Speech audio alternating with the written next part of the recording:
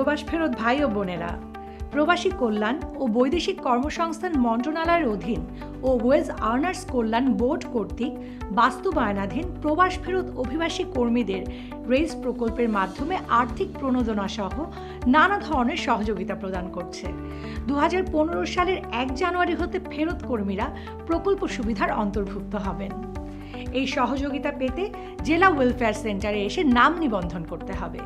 এজন্য ফেরত সংক্রান্ত যে কোনো একটি প্রমাণক, যেমন পাসপোর্ট অথবা বোর্ডিং কার্ড অথবা বিমান টিকিট অথবা অন্য কোনো প্রমাণক সাথে আনতে হবে। এই প্রকল্পের মাধ্যমে নিজেকে স্বাবলম্বী করতে সরকারি, বেসরকারি বিভিন্ন প্রতিষ্ঠান প্রদত্ত কারিগরি ও আর্থিক সহায়তা প্রাপ্তিতে সহযোগিতা করা হবে। বিদেশ ফেরত দক্ষ কর্মীদের জাতীয় দক্ষতা উন্নয়ন কর্তৃপক্ষ স্বীকৃত প্রতিষ্ঠানের মাধ্যমে সনদ প্রদানের ব্যবস্থা রয়েছে।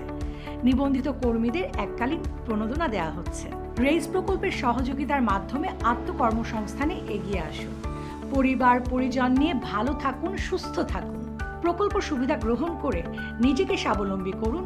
স্মার্ট বাংলাদেশ বিনির্মাণে এগিয়ে আসুন। রেইজ প্রকল্প প্রত্যাগত অভিবাসীদের জন্য সরকারের একটি অনন্য উদ্যোগ।